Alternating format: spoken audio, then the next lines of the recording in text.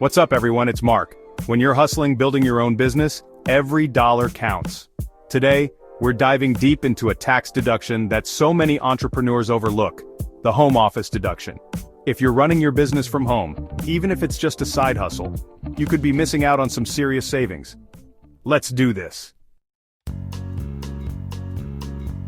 First things first, you need to know if you actually qualify for this deduction. The IRS has some specific rules, but don't worry, I've got you covered.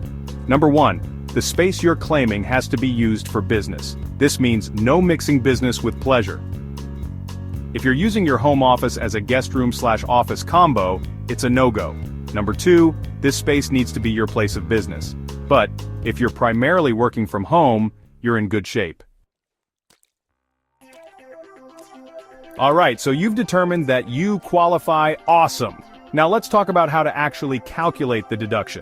The first step is figuring out how much of your home is being used for business. Grab a measuring tape and measure the square footage of your dedicated workspace. Once you have that number, divide it by the total square footage of your home. This gives you the percentage of your home that's being used for business. Here's where things get really interesting. Once you know the percentage of your home that qualifies as a home office, you can start applying it to a bunch of different expenses. The big ones are rent or mortgage interest. You can also deduct a portion of your utilities, like electricity, water, gas, and even your internet bill. Plus, you can factor in things like homeowners or renters insurance, and any maintenance or repairs that are specific to your office space. Let's break this down with a real-world example.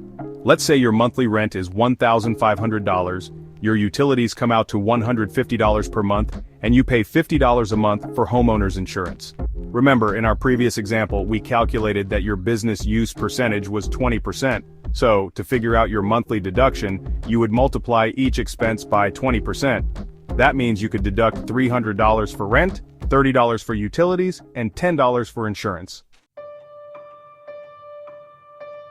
Now I know what you're thinking. Mark, this all sounds a bit complicated. Tracking down every single expense and calculating percentages might not be everyone's cup of tea. That's where the simplified method comes in. The IRS gives you the option to use a simplified method, where you just deduct $5 for every square foot of your home office, up to a maximum of 300 square feet. So if your office is 100 square feet, you can deduct $500. Easy peasy. But keep in mind, you can't deduct more than your actual expenses. Alright, now for the not-so-fun part, filing your taxes. To claim your home office deduction, you'll need to file Form 8829 along with your tax return. And the most important thing, keep detailed records. Save all of your receipts, utility bills, insurance statements, everything.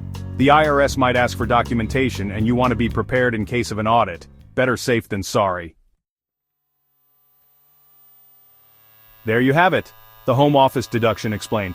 Remember, when you're running your own business, taking advantage of every legal tax deduction is crucial. Don't leave money on the table. By claiming the home office deduction, you can reduce your tax liability and free up more cash flow. If you found this video helpful, hit that like button, subscribe to the channel for more financial tips, and I'll see you in the next one. Start today and keep more of what you earn.